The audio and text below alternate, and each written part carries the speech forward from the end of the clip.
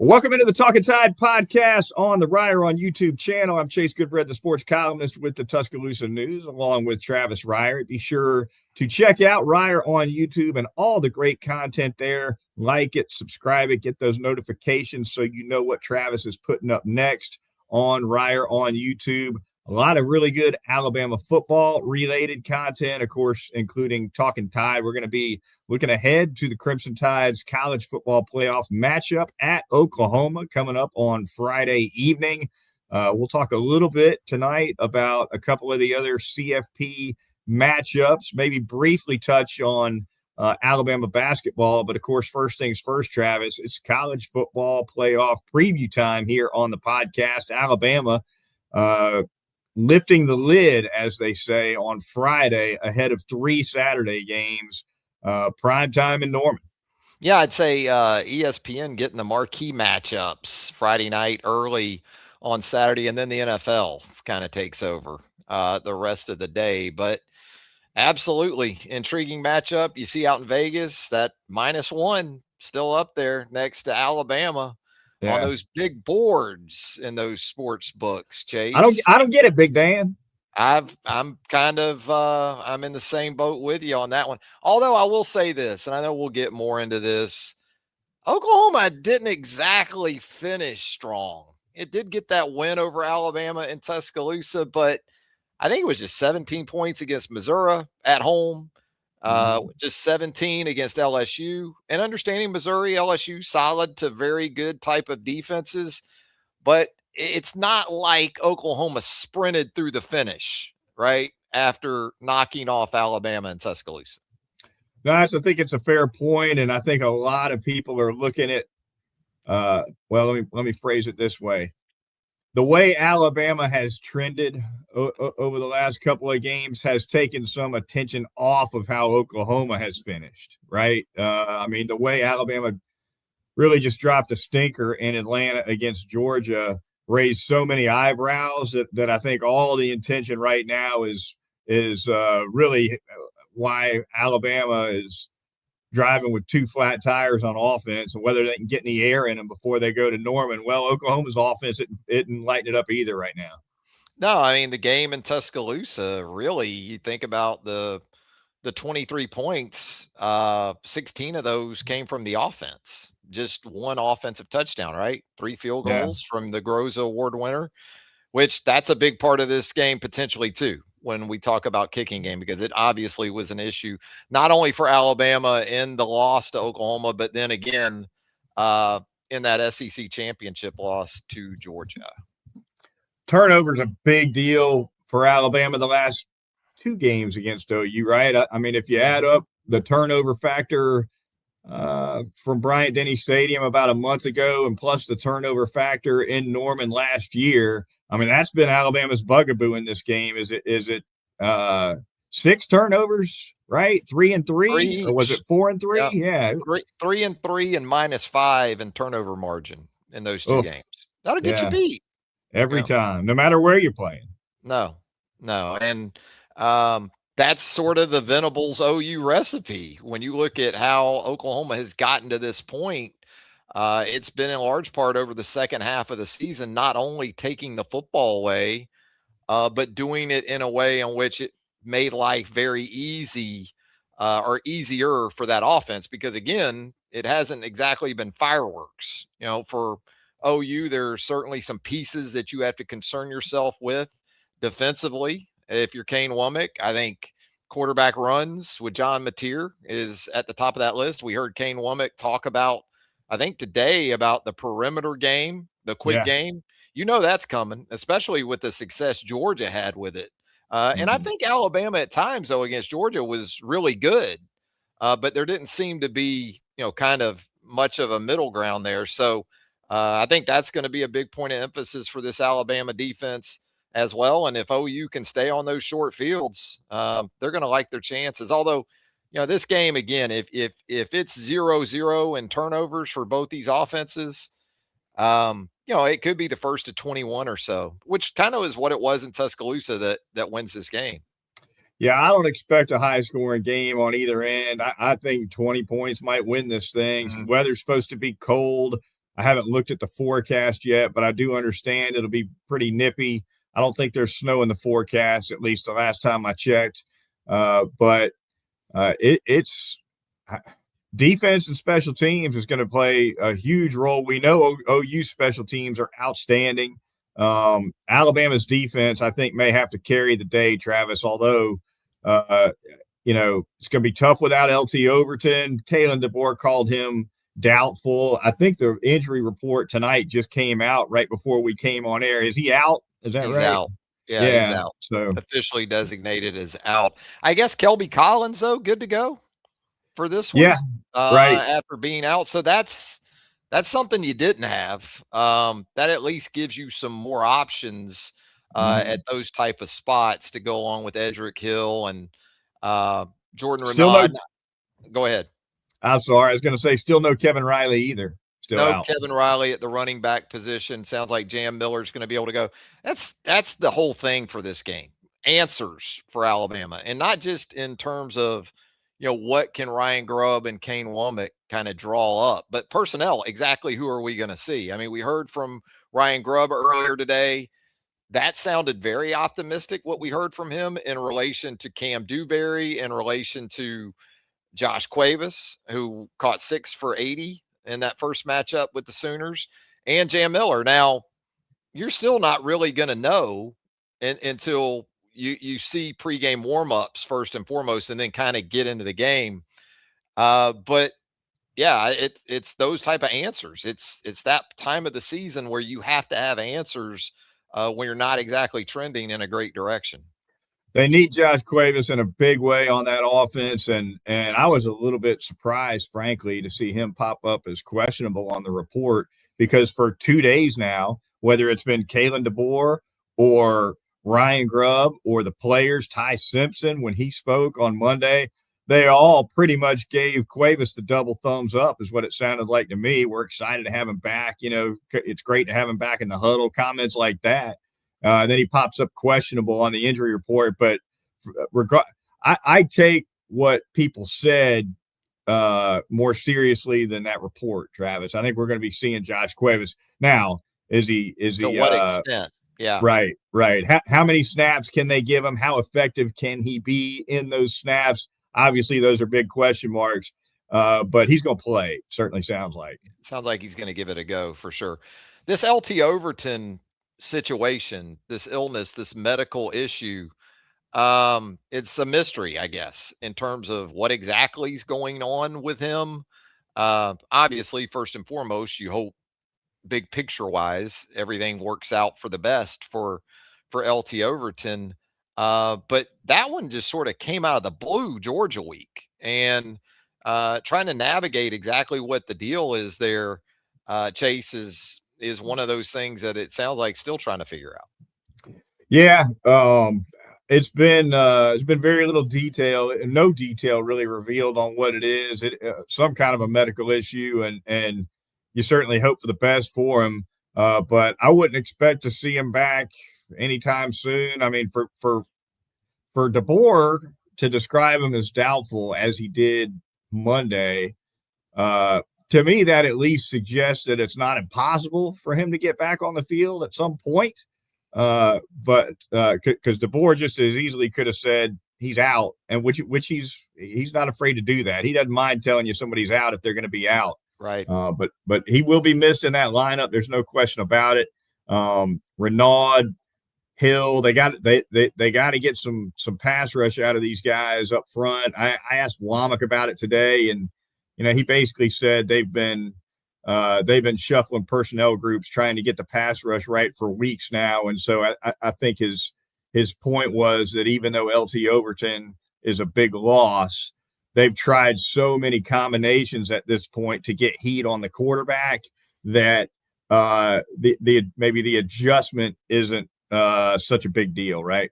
Yeah, Keon Keeley, you would think, could be a part of that in certain situations. That's what's been the case, even when Overton was available in sort of some, nickel and dime looks on 3rd and long. So I'd expect that to continue to be the case as well. We've got Terry D. Truss chiming in here. in the show chat. His is more of an offensive question, Chase. He wants to know, do you think there will be a lot of 11 and 12 personnel? I think, well, Terry, that's pretty much what they are, is 11 and 12 personnel. Now, Cuevas's presence could maybe shift that somewhat, but they kind of are who they are now from that perspective, right? They are, and I would kind of lean toward 11 rather than 12, especially when you don't know quite what you're going to get out of Cuevas. Probably more likely to see 3 wide receivers out there than 2. I think there's a higher level of confidence, I think, Travis, and among the coaching staff in maybe the 3rd and 4th receivers than the 2nd and 3rd tight ends on the whole. Missing Danny, speaking of tight end injuries, missing Danny Lewis again. Been a while. Talk about a guy that's had a tough year. I mean, he's been on that injury report more than he's been off. Yeah, I think he was questionable tonight on the latest one, wasn't he? Yeah. So at any rate, to me, we're going to see a lot more of the Jeremy Williams Brooks or Jeremy Horton Brooks trio. Then we'll see 2 tight ends. Sprinkling of Rico Scott, maybe some Derek Meadows in there. Yeah, you get that 12. You get that 12 personnel in there. You're 3rd and 1, or you're on the goal line. You're going to see more of that. Maybe 3 tight ends if you're on the goal line, but not as much elsewhere. I go both ways with 11 and 12 because with Cuevas, I like 12 and I like play action out of 12. You know, when they go under center out of 2 tights and the play action stuff, especially in the first 6 to 8 games of the season, that was dynamite. But against this OU defense, I don't mind more spreading of the field and let's get the ball out quicker. Not anticipating pressure on every snap, but almost with the mindset of regardless of whether or not OU's bringing extra people or not, ball needs to come out, which from the OU injury side of things plays into that with R. Mason Thomas and his availability this week for the OU edge defender.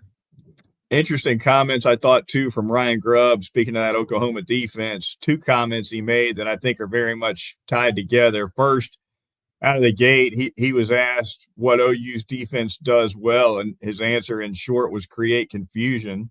And then he was asked, what does Alabama need to do well? And he said, communicate. Well, those 2 answers are tied to the hip with each other, are they not? They are. And they kind of go back to your quarterback and how the picture is looking to him on a snap by snap basis. And I thought it was pretty evident in that first go around with OU that Venables and that defensive staff did a very nice job of kind of getting into Ty Simpson's head. Now you say that and you look at his numbers once you get away from the takeaways, which is hard to do in a game like that.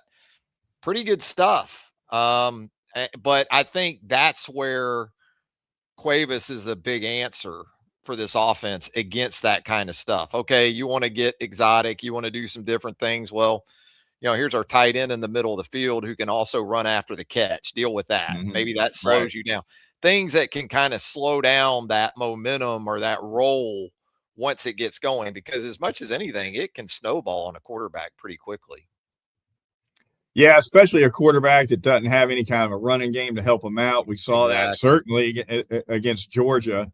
What about the running game, Travis? Can Alabama breathe any life into it at all? We saw it come to life against Auburn. And Auburn, it's not like Auburn was in September. No. So, you know, and on the road, like it's going to be against a defense like this, there's got to be a little bit of balance. And we talked about this. You don't have to run for 150, but you can't run for nothing. And I thought they ran for enough the first time around. I mean, they only ran for 80 yards after sacks were taken out. But Daniel Hill, 15 for 60 and a couple of touchdowns in that first matchup. And I'm a big scrimmage yards guy. So, and once you put his 37 receiving yards in there, you know, he's right at 100 yards on 20 touches. You know, if you were told just in a pure rushing sense, Daniel Hill was going to go 20 for 100, you would have taken that. in that first go round. So if they can even get something like that from a Hill and or Jam Miller, something in excess of 100 yards, 150 yards scrimmage yards, because I think if Cuevas isn't really good to go, they're going to have to get it from the backs, and maybe Caleb Edwards. It came at a point when the game felt it was pretty much out of hand for Alabama, but there were still some decent things. He had a 25-yard catch against OU. So he's seen the ball go through the hoop against this defense himself. Yeah, I mean, when you think about it the first time around, the tight ends, Cuevas, 6 for 80. Caleb Edwards had a catch for 25. Your two tight ends were over 100 receiving yards in the game. So, you get something like that again from that position to go along with, what Hill gave you in terms of the sum total. You could live with that, I think, and take care of the ball. I mean, if you're taking care of the ball, it kind of takes care of a lot of things. There's no doubt. And as we've talked about, the 3 turnovers killed Alabama in that loss to Oklahoma, but they moved the ball okay. 406 total yards. You noted the rushing success. Tight ends heavily involved. Ty Simpson threw for 326 in that game. He had a huge pick 6 in the worst part of the field, went back 87 yards. So it's could have been a 14-point swing. But based on what we've seen from Ty Simpson of late, his numbers against Oklahoma, 28 out of 42 for 326. Alabama fans would take a repeat of that all day long. They absolutely would. And the kicking game that we alluded to earlier, you just can't get crushed again in that, because that had just as much to do with it. You had the blocked field goal right before the end of the first half that created sort of snapper gate for Alabama. And then Satania hurt you with the 42-yard punt return. You got to count for him both in the quick game. They like to try to create punt returns for Isaiah Satania on offense. They'll throw it out there to him because he's a very good punt returner. And you don't have to win the kicking game, but you can't get crushed again. And it happened too much against Georgia too. So that's an answer that you need from Alabama going into this game Friday night. Yeah, no doubt about it. John Mateer, look at his numbers real quick for the year. He's been up and down. He's okay. He started out pretty well, and it's gone downhill for him a little. He had the thumb injury. Thumb injury sent him back midseason. And when he came back, he wasn't the same guy. He played hurt a little bit. I want to say he might have come back against Texas, but came back quick against Texas and they got thumped. 12 touchdown passes, 10 interceptions for him on the year. Despite Ty Simpson's struggles, I still think it's edge Alabama quarterback wise. I would too, especially if Alabama does a good enough job against Xavier Robinson in that run game, which they did last time. Robinson hurt him in Norman last year. Robinson is a chunk runner. He can produce the explosive runs. He's a bigger back, but he can still produce the explosives. He had 34 rushing yards on 10 carries against Alabama a month ago. So if you do a similar job on him and you take care of the perimeter and the quick game and those things, and you force John Mateer to have to sit in there and make throws, which he'll still try to extend even when you do that. He is very comfortable in improv mode. But if you can get him into that kind of game, I think that gives Alabama opportunity to flip the script, which is ultimately what's got to happen in this series. As we talked about at the outset, it has been just a big crimson and cream wave in favor of OU in the turnover department. Alabama's got to figure out a way with this defense to get OU on the other side of that. LSU actually, I think, did a pretty good job of that the last time out and had every chance to win that game in Norman in the regular season finale. Credit OU. They got the job done. LSU busted a coverage late, easy touchdown pass to Satania. The one guy you have to cover if you're LSU in that game, and they let him run free down the middle of the field. So that's for me, how Alabama wins this game, if they're able to get back to being on the plus side and turnover margin, even by just 1 or 2, I think they have a real chance to get the job done on the road. Get you a draw in special teams, win the turnover battle by 1, you'll be fine. You'll be fine. But if you're not doing either one of those things, it's going to be an uphill battle in Norman. I picked Oklahoma to win the game. Could not pick Alabama in good conscience coming off of what we saw against Georgia. But I just could not do it. But I'm with you. It's OU Alabama, but on this one, I'm Missouri, the show me state. I'm back to that with Alabama. When I see it again, okay, maybe we'll get back into that. But until I see it, is that kind of where you're at, Chase? It is. And, it's not that I don't think Alabama's capable of winning the game, because I do think they can win it. But yeah, show me, especially on offense, completely on offense. Look, the defense has been fine. That was so inept. I mean, yeah. The defense has been fine. And look, I understand against Georgia defensively, a couple of those touchdowns, for even though Georgia got all the short fields in Atlanta, you still want to force some field goals if you're Alabama's defense, some right? Red zone D. Yeah. I mean, the defense was by no means perfect in that game, but it's offense is where it's at right now for Alabama in terms of improvement. They've got a long way to go. They got to find a running game. They got to keep Ty Simpson upright. They got to get Ryan Williams involved. They got to hope Cuevas is Cuevas. There's so many moving parts involved here that need to fall Alabama's way in order to win this game. They may fall the way they need to for Kalen DeBoer, but there's a lot of them. There are. And to start this game, I wonder if maybe a double move to Ryan Williams early, somebody get him going, back him up, because the pick 6 by OU was right about the time when we started to really see opposing defenses say, yeah, you got Ryan Williams, but we're not really worried about it for a couple of reasons. You don't really go there to him, and he's had his issues with drops. And also, we don't think you can protect well enough.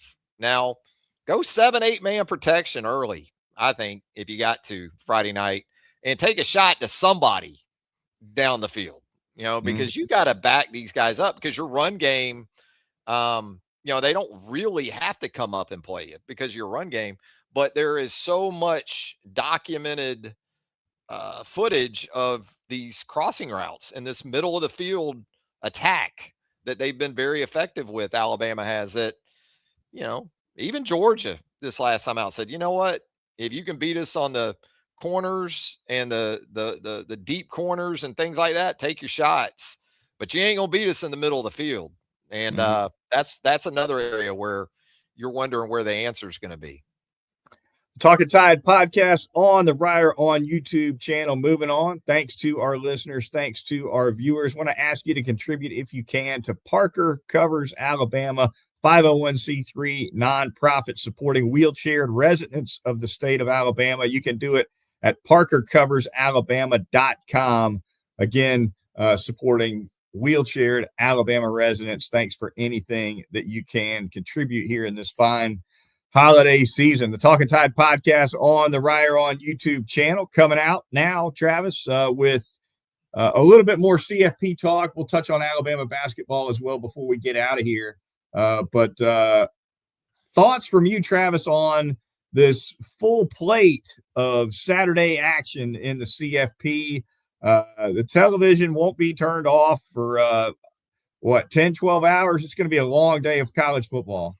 Well, it'll depend on those G5s in those second and third games on Saturday, how long the television stays on, college football anyway, because you will have NFL in the afternoon and at night. So, we'll see. Ole Miss is very interesting because of the Lane train pulling out of town and heading to Baton Rouge. So how about Pete Golding's first game as Ole Miss head coach in a college football playoff? Now, it is a Tulane team that they hammered by 35 early in the season. So the expectation there is for Ole Miss to still take care of business, especially since you've got essentially, other than Lane, pretty much the offensive staff from throughout the season that's going to be there with Charlie Weiss Jr. in company. I think that A&M Miami game Saturday is obviously the marquee matchup in College Station, and A&M's kind of like Alabama and Oklahoma, not exactly steamrolling, into this playoff. So, how do they respond? Miami, on the other hand, against what we understand to be very shaky competition, looks quite the opposite. Looks like a team full of momentum. I do not trust Carson Beck in that situation, but I'm not sure Marcel Reed for 60 minutes is a guy at the quarterback position you'd want to put all of your money on.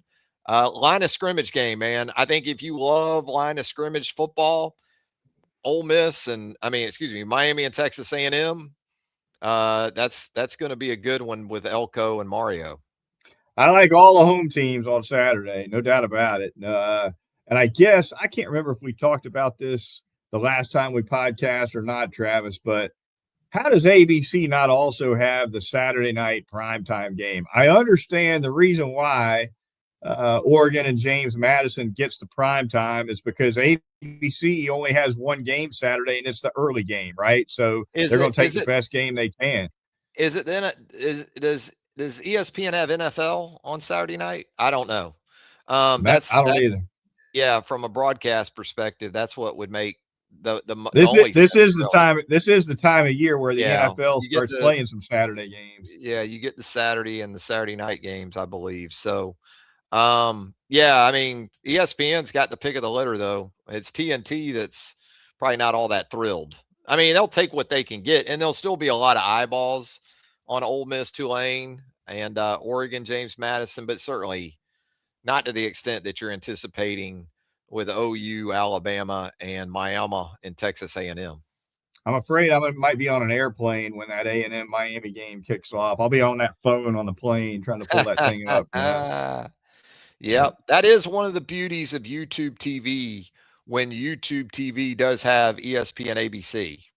Right. Is you get that Wi-Fi up at 35,000 feet, you can still get that multi-vision going, watch a couple games if you want to.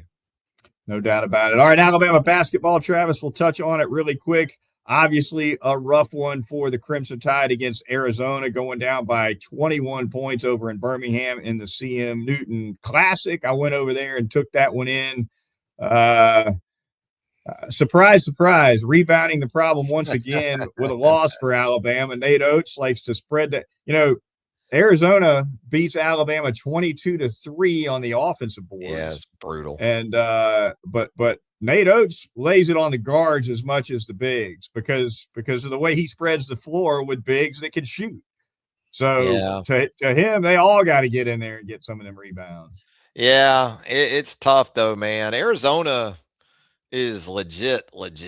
That was my biggest takeaway. I mean, we know Alabama has deficiencies, starting with, what you just talked about with the rebounding.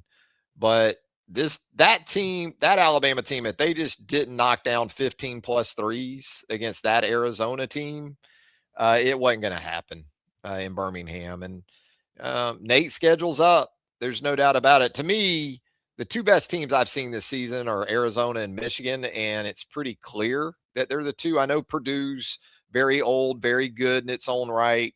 I think Duke will have a chance to be there, although they're more one-player driven, it feels like.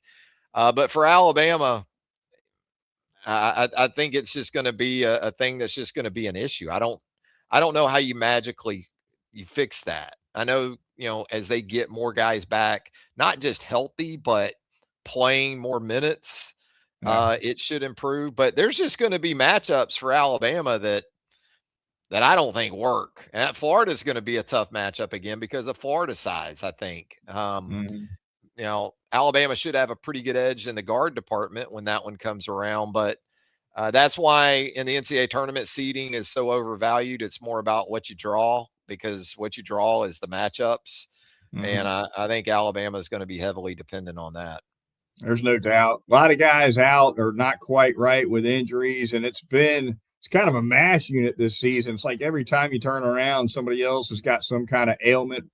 So at least it can be said that Nate Oates really hadn't had all his guys healthy on the floor at one time, really for the most part all season long. Aiden Holloway, not quite right with a wrist. I think he's going to be all right against South Florida here tomorrow. And of course, they're Brian Hodgson. Brian Hodgson bringing another team. Yeah. Tuscaloosa. I agree with you on Holloway. When he's turning down threes on the catch, that tells me the wrist isn't there. Wasn't quite there yet. And Amari Allen's dealing with a hip pointer. I like his game. I think when he's right, he's going to help them a lot. He's bigger than I thought he was. Got to see him play up close. He's got some Latrell Sprewell to him a little bit. He doesn't mind trading paint. He doesn't mind doing everything that it takes to win. I like him too. All right, that is going to do it for this edition of the Talkin Tide podcast. Be sure to rejoin Travis and I on the back end, I guess let's do a live programming note, Travis. Sunday nights, Sunday night's not going to work for me, as you know. Yeah. I'll be incapacitated, so we'll either have to pod either Saturday night or Monday night, one of those two. Some of us can go to a Sunday night Cooley show and still do the show. Some of us cannot. That's right. In the words of Nick Saban, they don't make them like they used to. No. You would not want your podcast partner after a Mike Cooley might need a translator. Yeah. No, it's all good. It's all good. Yeah. All right. We'll either do it Saturday night or Monday night, more than likely. Keep an eye on the Twitter feed. We'll work it out. Let you know when we're going to be back. Absolutely. All right. For Travis Reier, I'm Chase Goodbread, sports columnist with the Tuscaloosa News. We will talk to you next time right here on Talkin Tide.